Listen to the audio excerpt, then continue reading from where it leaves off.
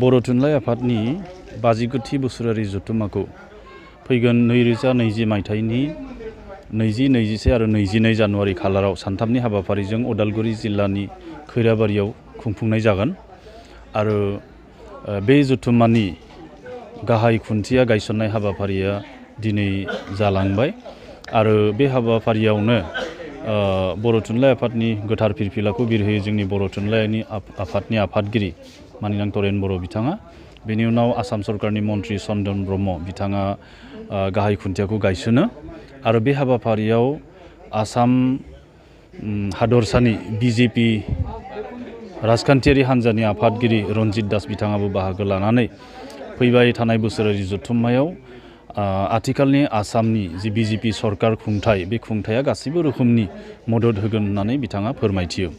लोगोसे बे दिनैनि बे हाबाफारियाव गुबुन गुबुन हारि माहारिनि सुबुंफोरजों लोगोसे जोंनि बर' माहारिनि गासिबो धोरोमारि आफादफोर आरो समाजनि दैदेनगिरिफ्रा मैखोमै बाहागो लायो। जों मिजिं थिदों बे जथुम्माया मोजाङै मोजां जाफुंसारगोन आरो बे जथुम्मानि माखासे गोनां बिथिंफोरा जाहैबाय जे बे 59थि बोसोरारि जथुम्मायावनो बर' थुनलाइ आफादनि मोनसे गोदान मावफुं आफाद दानाय जागोन। गोदानै आफादगिरि गाहाय नेहाथारिखौ लानानै गोदान गोदान बिबानगिरिफोरखौ सायख'नाय जागोन। बे नोजोरजों बे जथुम्माया जोबोरैनो गोनांसिन होननानै सानजादों आरो गुबुन मोनसे बिथिङा जाहैबाय जे भारत सरकारा फैगौ बोसोरनिफ्राय NEP नेशनेल एजुकेशन पलिसि बेखौ बाहायनायनि थांखि लादों आरो बे NEP जों जोंहा बर' बिजोंखौ फोथांनानै लाखिनाय आरो जौगाहोलांनायनि थाखाय बे बिथिङाव गोबां जोंहा सावरायनांगौ आरो बिथांखि लानांगौ दं।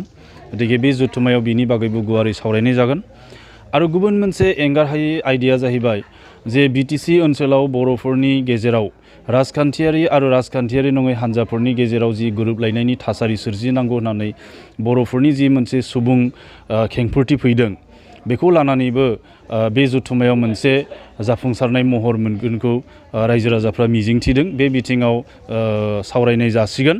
मानो होनोब्ला बर' थुनलाइ आफादनि जथुम्मायाल' ओरैबायदि मोनसे आफाद जेराव राजखान्थियारि हान्जानियानो जा राजखान्थियारि हान्जानि नङैयानो जा सोमावसारगिरिफोरानो जा एबा थुनलाइगिरि लिरगिरि फरायसा गासिबो बे जथुम्मायाव बाहागो लानायनि खाबु थायो।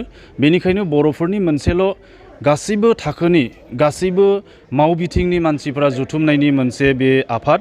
बेनिखायनो बे जथुम्माखौ बे मोनथाम बिथिंनिफ्राय जोबोरैनो गोनांसिन होननानै साननाय जादों।